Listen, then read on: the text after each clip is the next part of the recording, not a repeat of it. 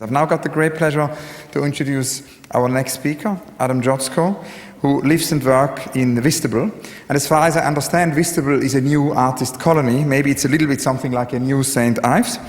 Adam Chodzko's art has for 2 decades, we met in the early 90s, explored how we could actually and how we do interact. Using a range of media from video to performance to fly posters to drawing, his work, which very often bridges discipline, is slipping between documentary and fiction and investigates a collective wandering. How can we engage with the existence of others and what reality emerges from the search of this knowledge? Chodzko's artwork has created assemblies of owners of a particular jacket, a reunion of the children murdered in the Pasolini film, a God lookalike contest, a late-night parade of nocturnal animals to the Frieze Art Fair, and more recently, a kayak for taking people to visit the dead. Today, Adam will present The Wrong Map, or How to Pass Yourself Returning, Ocean Currents, and Missing Feet. A very warm welcome to Adam Chodzko.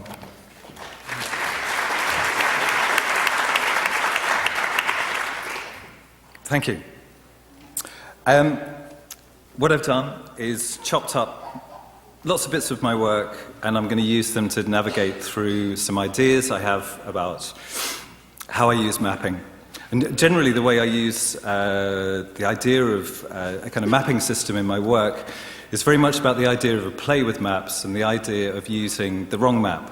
So it's about wrongly applying a map or displacing a map and using it in the wrong context, and seeing how that provokes a particular kind of interaction with reality.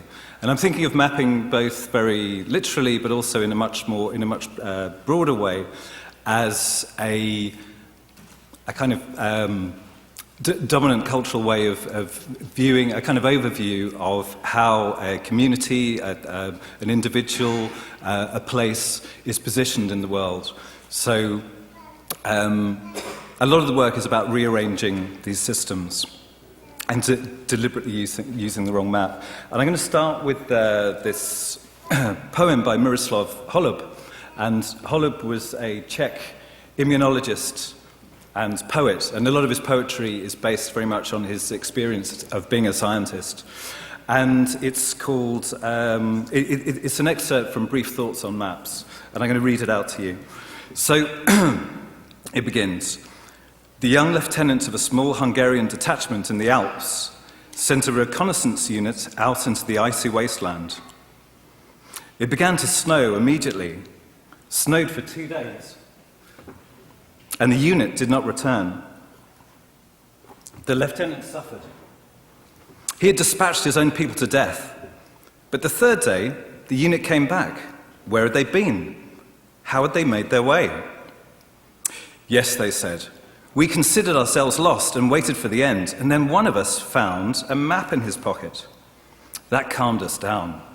We pitched camp, lasted out the snowstorm, and then with the map, we discovered our bearings. And here we are. The lieutenant borrowed this remarkable map and had a good look at it. It was not a map of the Alps, but of the Pyrenees. So I didn't find this through a sort of extensive knowledge of Holub's poetry, unfortunately. I found it through a set of examples that were being used for management science and organization theory. And it's... This is often unattributed, but it becomes a central tenet of a kind of sense-making approach to organization theory.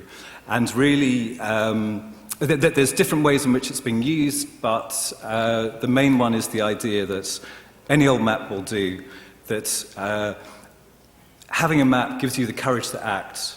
It can be the wrong map, but simply having a plan gives the illusion, it gives some sort of illusion of mastery. It's almost like a prop or some kind of a mask where you could then gain the courage to act. And there's also a sense in which the value of not necessarily knowing what you're doing is important, about how that can steer us through a particular, steer us through culture.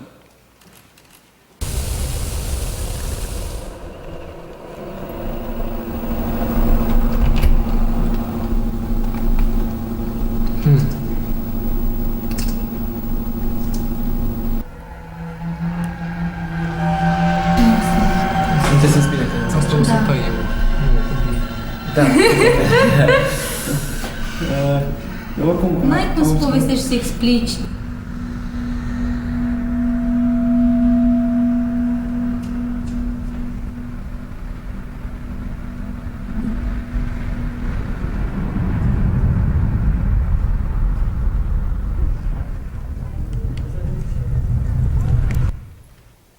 So I want to use this idea of using the wrong map and shift it into a system of mapping memory with the art of memory, so a system of mnemonics.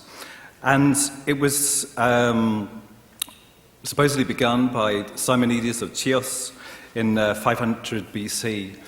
And he developed this system based on this experience, which is he attended this banquet. He was at the banquet and he popped outside for a minute during the banquet, and the roof of the banqueting hall then collapsed and killed all the other guests.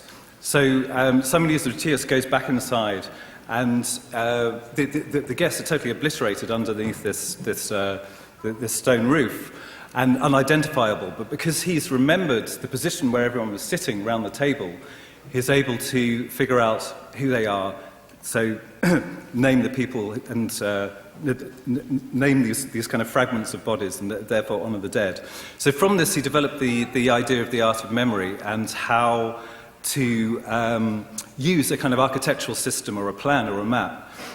And so he advocates using a building, particularly a familiar building, and using various chambers inside the building and allocating inside them a particular symbol, so that the symbol will catalyse will trigger a particular association with part of a narrative, and thereby you can move mentally through this architectural space, move through this map, and perform such incredible feats of oratory, like being able to say the entire Iliad backwards.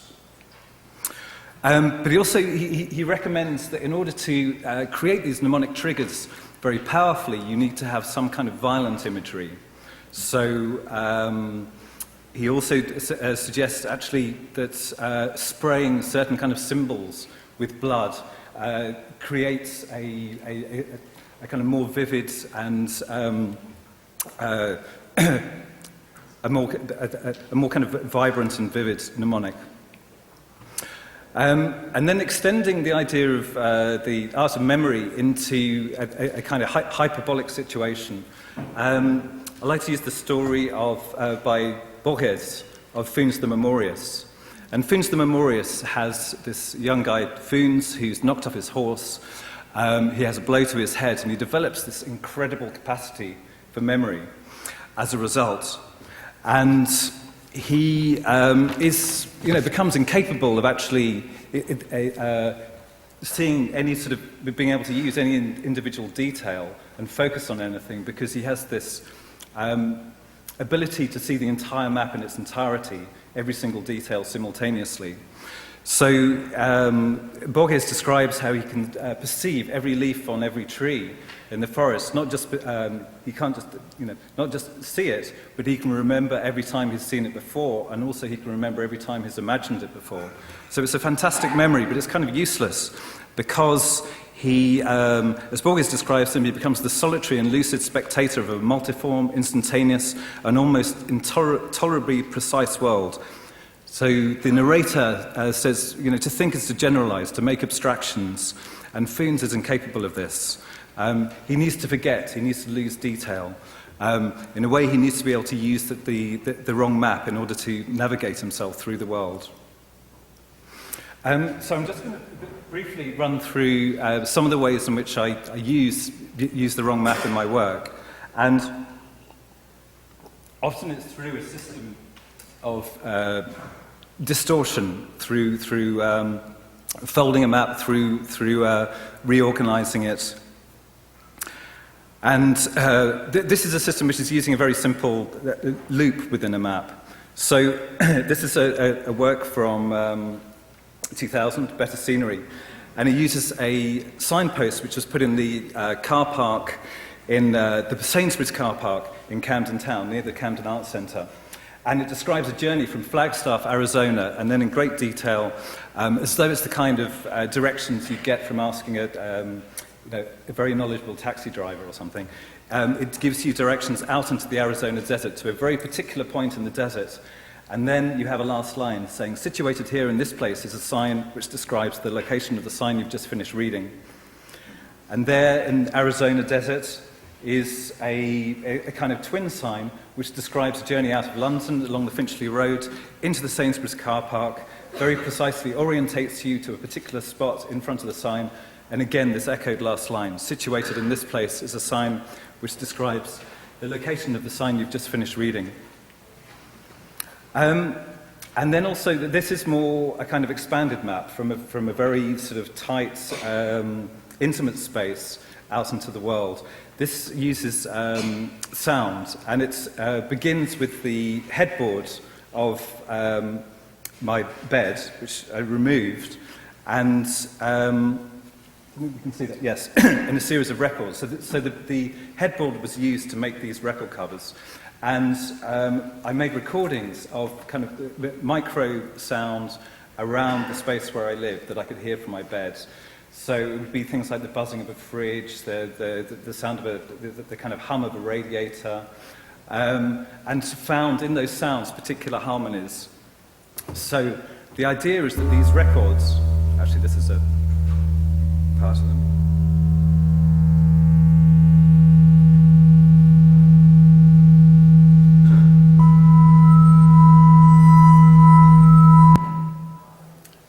So they're split into 5 harmonies, and they become these 5 different records. And the idea is that they're then distributed to 5 different places, and the 5 different places then play these records from different sound systems, whether it's in a city or in a landscape, and create these harmonies from this very intimate, personal, domestic space, and expand it out into the environment beyond that. And the idea is that then that people walking through that environment, through their trajectory of their walk, create a particular harmony from the sounds that they encounter and the way that they overlap. And the positions that are advocated for this are taken from these particular positions in the grain of the wood from the headboard. So it's a kind of impossible system that appears to be this, in some ways very logical, in some ways completely irrational. This is where it was used in the loggia of St Ives. And here again, a misuse of a bit of iconic 20th century abstraction. The window that you see there is by Patrick Heron, and I used it. It's installed permanently in the Heron Mall of St Ives, of Tate St Ives. But I used it, this bit of modernist abstraction in a very kind of pragmatic way. By using it, it became a map for the redistribution of clothing that was borrowed from the community of St Ives. And it was all their winter clothing that I borrowed during the summer months. So as you came, this is the kind of entrance into the gallery space, which looks like this terribly chaotic cloakroom. But the picture was used for the return of all these items to their owners. So basically, the painting became a map and this very functioning. I gave it this use value.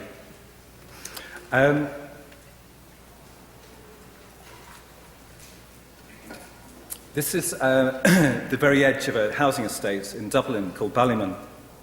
And Ballymun became this very, particularly in the 80s, this very deprived, very poor community.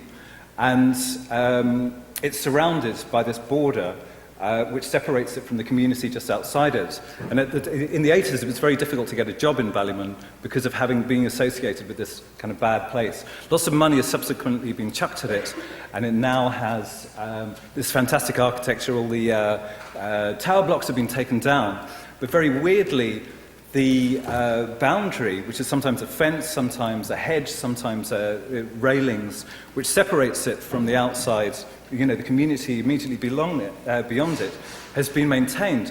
And what I found very weird when working with the developers and also the people in the community is no one would speak about this. about the fact that this kind of territory had been maintained. And I worked with a group of people who were who then explored this edge in various ways, using divining, marking it with throwing shoes up onto the electricity cables. This is going along with dental floss. The idea of a map and returning. This is a work which is based around a particular building, this overhanging roof, this extension of a concert hall. And what I did is made a documentary which is set in the future. And this is a kind of recurring motif of quite a lot of the work, that you have an event which supposedly takes place in the future, and yet in the present there already seems to be these traces of ruins from when that event goes wrong. So it's an event the conditions for it aren't yet available in the present. Certain things need to happen for it to occur, and yet already there seems to be some kind of ruin or some kind of fragment which is already alluding to it from the present. A lot of the work is also navigating itself along this boundary, the very edge of a map, the edge of a wall, the interface between sea and land. And here is the outside of the facade of the Museum of Modern Art in Bologna, where again some damage, which is a drill hole from the removal of a sign. And again, this works with a video which is set in the future again, which talks about this huge sign which is mounted on the outside of the building and then gets removed because it all goes wrong. So you see this exploration of this hole. And so the hole also becomes this kind of indexical link between a representation, a fiction, and its existence in reality. And then there's a work which is a map itself, and this is a map which takes the form of 80 images, which shows the removal of an archive from the Cubic Gallery in London out to the sea, the beach in Margate, where 5 Kurdish asylum seekers were given this archive to re-annotate, edit, package up and store, and then become custodians of this archive. And really the work in the gallery space, initially in Cubic, was kind of mapped to go and find where this was and to meet these Kurdish custodians. I think I'll just end on this, which is, this is a work I did for the Frieze Art Fair. In a way, it's a very straight use of a map. So this was the Frieze Art Fair in its second incarnation in 2004. And what I did was suggested this use of a different kind of map. The existing map is very much one which is directed towards dealers and people who know who shows at what gallery. So I wanted to give a map which gave people, all the other public who turn up, some kind of motivation for navigating themselves around it, which is this very labyrinthine space. And I did it by introducing various animals into the fair at night. So that the fair is in this huge tent in Regent's Park. And so very late at night, midnight, 1 o'clock in the morning, on one occasion a rat, a Burmese python, a wolf, a skunk, a toad. Obviously, creatures with very particular kind of connotations. Again, the idea was to act as a kind of mnemonic after hours for the idea of these really to sort of provoke an idea of the subconscious of the fair. And this was the final thing, the red deer stag. And on the actual map, you had the first 3 creatures, which was the Burmese python, the wolf, and the skunk. The wolf's in blue, the skunk's in green, the python's in red. So it gave the opportunity for people to follow these animal paths around the exhibition space. Okay, I'm finishing.